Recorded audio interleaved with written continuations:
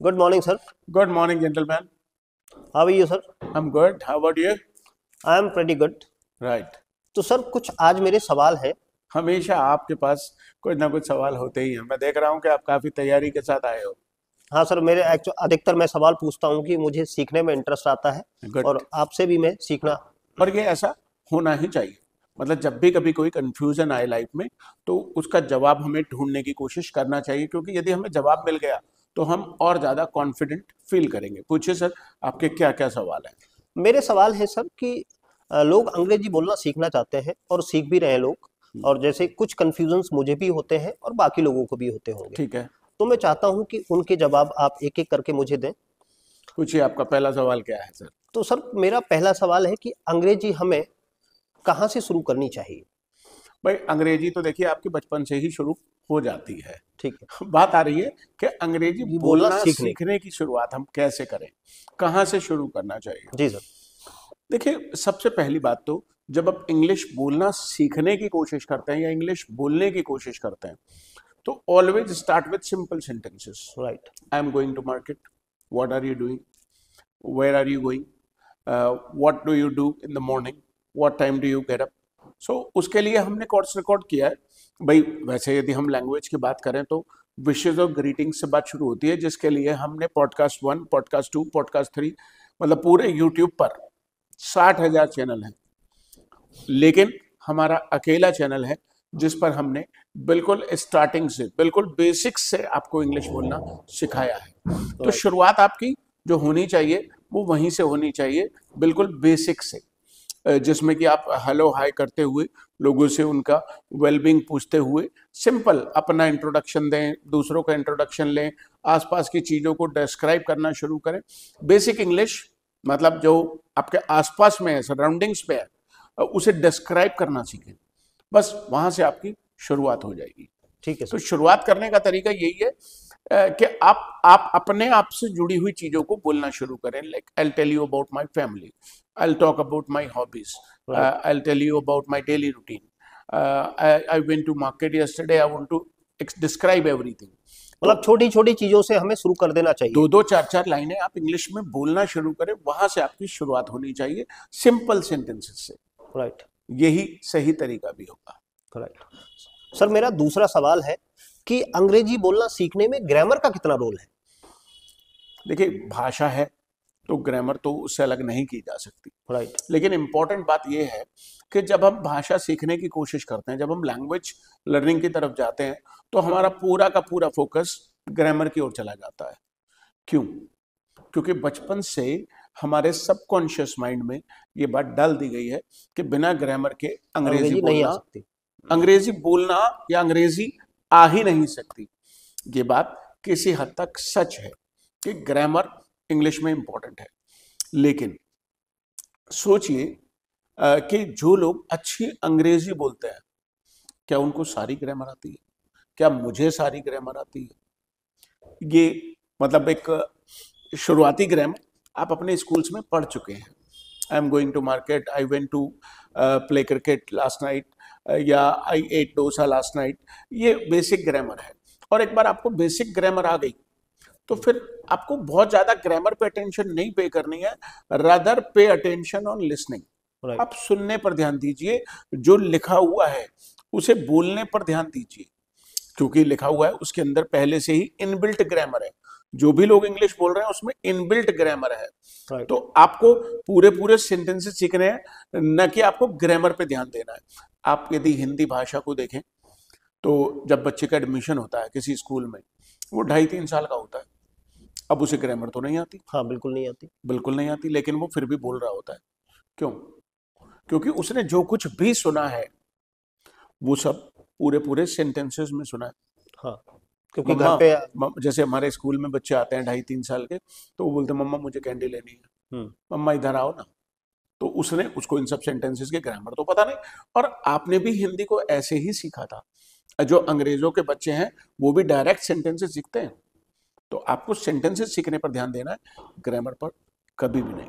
हाँ, जब आप ग्रामर सीखने की कोशिश करेंगे तो सेंटेंसेस के मीनिंग आपको धीरे धीरे समझ में आने लगेंगे कि इस सेंटेंस का क्या अर्थ है, ये कब कब यूज किया जा सकता है।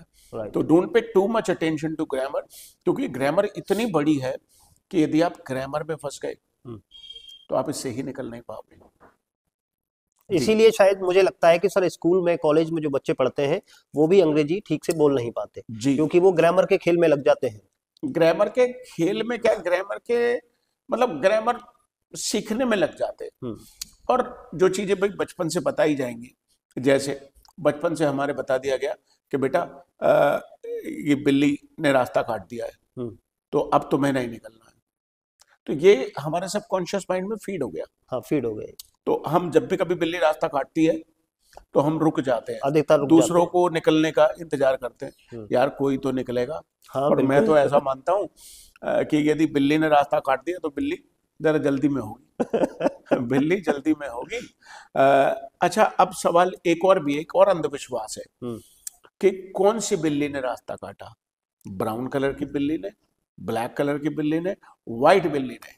अच्छा, दूसरी एक और भी बात है, लोगों को ये मालूम नहीं है कि बिल्ली दाएं से बाएं जा रही थी तो अशुभ है, या बाएं से दाएं आ रही थी तो अशुभ है। मतलब हर केस में बिल्ली ने रास्ता काट दिया तो अशुभ है। ये अंधविश्वास है और इसे खत्म किया जाना चाहिए। तो ग्रामर ठीक है, आपने अपने स्कूलों में सीख ली, अब सारी जिंदगी ग्रामर ही सीखते रहोगे क्या? Right sir. और उतनी ग्रामर जो आपने स्कूलों में सीख ली है, that is more than sufficient. Right sir. जी सर, मेरा तीसरा सवाल है कि हम वोकैब को कितना कैसे बिल्ड करें और कितनी वोकैब की आवश्यकता होती है हमें अंग्रेजी सीखने के लिए? अच्छा, चलिए मैं आपसे एक सवाल पूछता हूँ। जी सर। जब आप हिंदी सीख रहे थे या हिंदी आप बोलते हो तो आपको कभी वोकैबुलरी की चिंता होती है? नहीं, नहीं होती। कभी क्यों? नहीं। कभी सोचा आपने? नहीं सोचा, कभी सोचा भी नहीं, और कभी ऐसा सर मुझे लगता है कि कभी जरूरत का पड़ी एहसास नहीं। नहीं हुआ। हाँ, जब आप एसेंशियल चीजों को बोलने की कोशिश करेंगे जो इंग्लिश में जरूरी है, यदि आप जो भी हिंदी में बोलते हैं उसे इंग्लिश में बोलने की कोशिश करेंगे तो आप ऑटोमेटिकली सारी वोकैब सीख जाएंगे। और हमारा जो कोर्स है ऑनलाइन हमने रिकॉर्ड करके दिया है, 199 रुपीज का है। यदि आपको ये कंफ्यूजन होता है कि मैं कौन सी ग्रामर सीखूं, कितनी ग्रामर सीखूं, वोकैबुलरी में मैं क्या करूं, या फिर मुझे ट्रांसलेशन सीखना चाहिए कि नहीं, मैं अंग्रेजी सीखने की शुरुआत कहां से करूं, आपको यदि इन सारे सवालों के जवाब चाहिए तो हमारा जो कोर्स है 199 रुपीज का फटाफट इंग्लिश ऐप में अवेलेबल है, उसे तुरंत खरीद लें। क्योंकि वहां पर हमने पूरा सब कुछ एक स्ट्रक्चराइज्ड प्रोग्राम आपको दिया है, क्लास 1, क्लास 2, क्लास 3, क्लास 4, और वो भी विदाउट बोरिंग ग्रामर। अब सवाल यह है कि सर इसको यदि ये इतना ही अच्छा है तो इसको इतना सस्ता क्यों रखा गया है? इसको इतना सस्ता इसलिए रखा गया है क्योंकि ये अफोर्डेबल बन जाए लोगों के लिए, कि जो स्टूडेंट हैं, कॉलेज के स्टूडेंट हैं, कंपटीशन की तैयारी कर रहे हैं, या एक हाउसवाइफ है, या एक सर्विसमैन है, या कोई मतलब मैं कहूँगा कि एक बिजनेसमैन है, उसको ऐसा भी ना लगे कि बहुत सारे पैसे लग रहे हैं। उसका डिसीजन रुकना नहीं चाहिए, क्योंकि जब तक आप किसी चीज को एक्सपीरियंस नहीं करेंगे तब तक आप उसे वो अच्छा है वो खराब है ये तय नहीं कर सकते। आप डिसाइड नहीं कर सकते। आप डिसाइड तो तभी करेंगे जब आपने उसे परचेज कर लिया और आप उसे यूज करने लगे। राइट। तो इसीलिए हमने इसको काफी अफोर्डेबल रखा है। तो मुझे लगता है कि सारा जो आपके मन में कंफ्यूजन है कि हमें ग्रामर सीखनी चाहिए कि नहीं सीखनी चाहिए, कौन सी ग्रामर, कितनी ग्रामर, वोकैबुलरी कैसे बिल्ड होगी, तो उस कोर्स में हमने सारी वोकैबुलरी आपको पहले से दी है जो आपको इंग्लिश बोलने के लिए चाहिए। और दूसरी मजे की बात ये कि ये 6 मंथ्स की वैलिडिटी के साथ आता है। अच्छा, यानी 3 महीने का कोर्स आपके पास 6 महीने तक रहेगा। तो सर क्या हम इस पे जैसे प्ले स्टोर से इस ऐप को डाउनलोड करके कोर्स को खरीद सकते हैं? हाँ बिल्कुल, सभी लोग ऐसा कर रहे हैं। राइट। सभी लोग ऐसा कर रहे हैं। और आप वहां से नहीं सीखना चाहते तो मेरे पॉडकास्ट पे जाइए, पॉडकास्ट 1, 2, 3, 4, 5, 6 एक एक करके मैं वीडियोस अपलोड कर रहा हूं और वहां से देखना शुरू करिए। वहां पर भी हमने सब कुछ सीक्वेंस में रखा है। लेकिन लोगों का एक सवाल और भी आता है, सर मैं यूट्यूब से देखूं या मैं कोर्स परचेज कर लूं? देखिए, यदि आप बिल्कुल ही फ्री में सीखना चाहते हैं तो यूट्यूब पे देखते रहिए, करते रहिए। लेकिन यदि आप अफोर्ड कर सकते हैं 199 रुपीज, तो एक बार छोटा सा इन्वेस्टमेंट कर लीजिए, वहां और ज्यादा डिटेल्स मिलेंगी।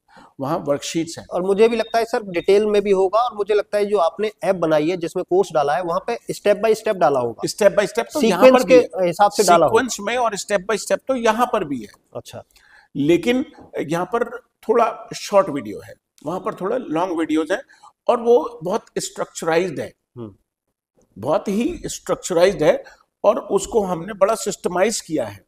जो आप प्रॉपर सीखेंगे वीडियो में, तो वहां पर आपको पूरी वोकैबुलरी मिलेगी। आपके मन के जो कंफ्यूजन रह जाएंगे वो वहां वर्कशीट करते समय दूर हो जाएंगे। You will feel more confident. Right sir, मेरा चौथा सवाल है कि हमें अंग्रेजी बोलते समय अमेरिकन एक्सेंट सीखना चाहिए या ब्रिटिश एक्सेंट सीखना चाहिए? अधिकतर लोग ये भी सवाल पूछते हैं।